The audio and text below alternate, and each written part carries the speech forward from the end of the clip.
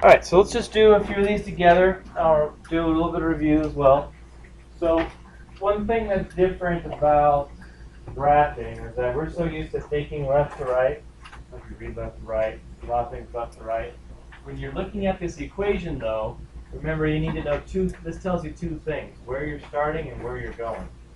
Before you can go anywhere, you have to know where you're starting from. And that number is on the right side.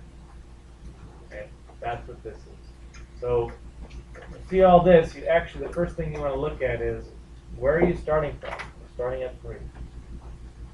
And then plot that. Then you can do the slope. That's where you're going. And there's a little setup here just to kind of organize your thoughts to make sure you go the right direction. So on this slope, negative 1 over 4, are you going to go up or down? Okay. Yeah, so that negative is on the top, which means you go down 1 and then right 4. And we already knew from the very beginning that this is going to be going down. It's negative slope. So down 1, count your squares perfectly. If you miss just 1, you count off by 1. It does mess everything up. Of course, if we did need to, we could go the other direction and move the negative on the bottom, right? Which would mean to go up 1 and then left 4.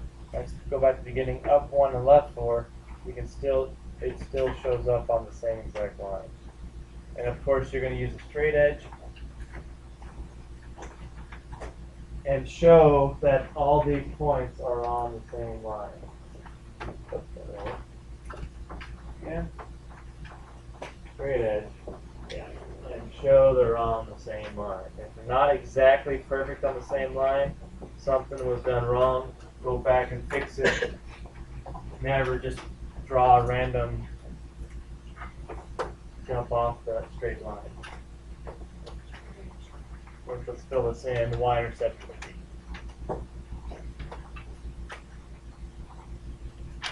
It's more or less the same thing you're doing yesterday. Yesterday you're given the graph and you had to come up with the equation, right? You started with the graph and you had to come up with the equation.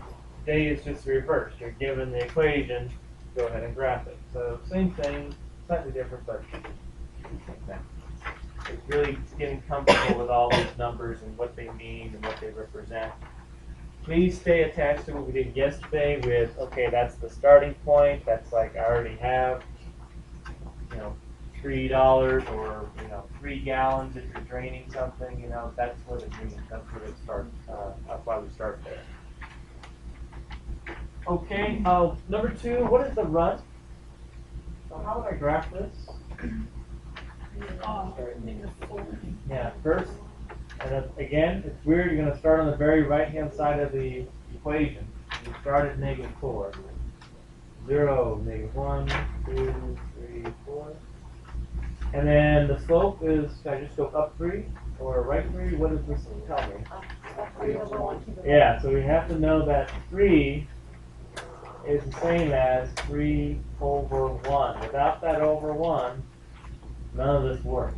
So it's kind of like if you make, not good, I hope you don't make this, but if you make $3, okay, that's what the 3 stands for. But what do you mean you make $3? Like $3, that's it? Oh no, I make $3 per hour. That's why it's $3 over 1 hour. That's why we can split it over 1 and it's the same exact thing. So up 3, right 1, up 3, right 1. And of course, you can do that as many times as you need to get that perfectly straight line.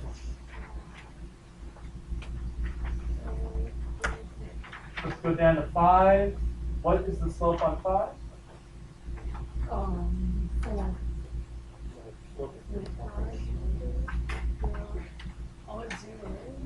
Yeah, the slope, remember slope-intercept form, the slope is always in front of what? No, it's in front of x. Is there an x here?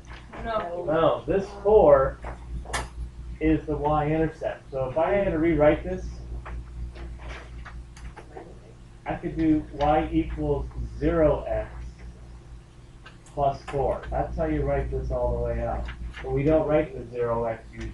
So you have to know, without this given to you, wait a minute, there's no x here, that means the slope is 0, horizontal line, and it starts at positive 4.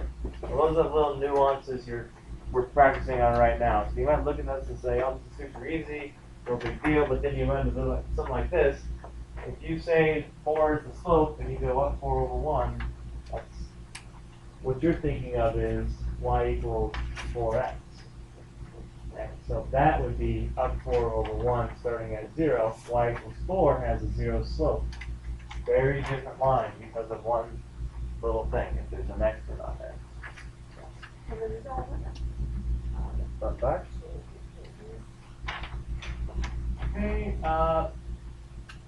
lastly, go down to numbers.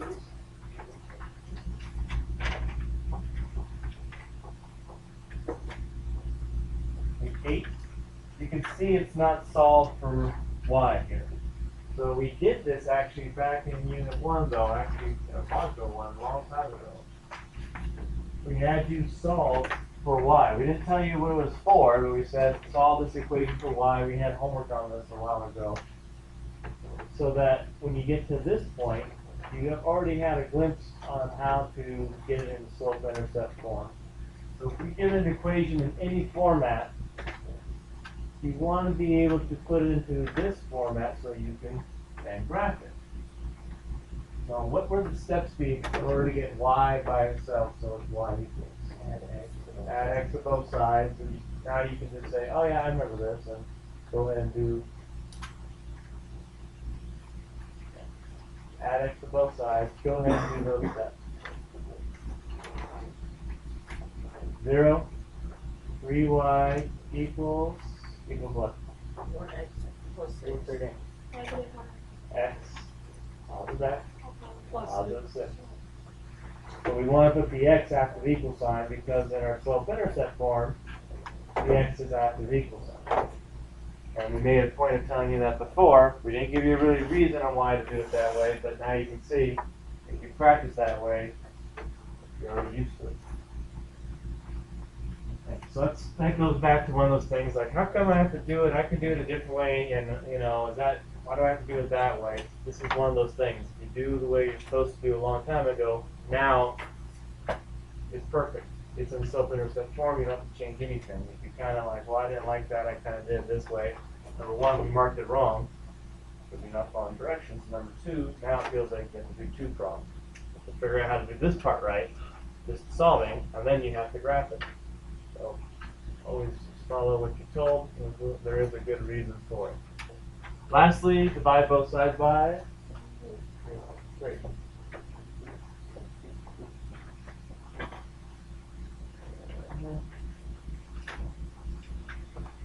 There you go.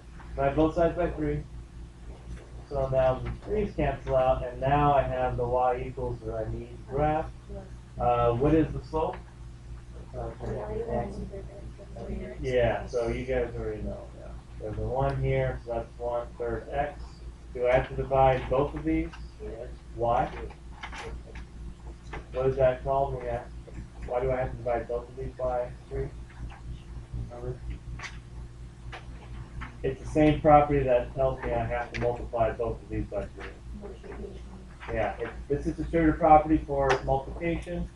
This is the sugar property for division. I have to divide everything. I can't just decide, like, I only want to multiply by x, but not 2. You have to do everything. Same thing here. And of course, if you mess up on anything here, any little thing, your graph is completely off. If you get one little negative, your graph is now going in the wrong direction, because now it's positive instead of negative. If your y-intercept is off, it means it's up here instead of down here. So one negative makes a big difference here. So my suggestion to you is to do these problems. If we haven't done it in a while, go back 8, problems like 8, 9, and on the back there's like a few more. Go ahead and get it all the way to this point, right? And then check with somebody to see to make sure you did it right before you go off and graph it all. I don't want you doing all this work wrong and then graphing it and then realizing, oh, everything's a big mess. So as usual, in class, do the harder problems that will, have more mistakes that can be made.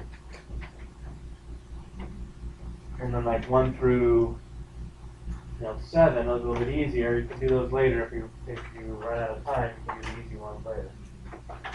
It doesn't help. Okay, that's all I have. I'm going to come around and stamp those 2 assignments, have everything ready, and David?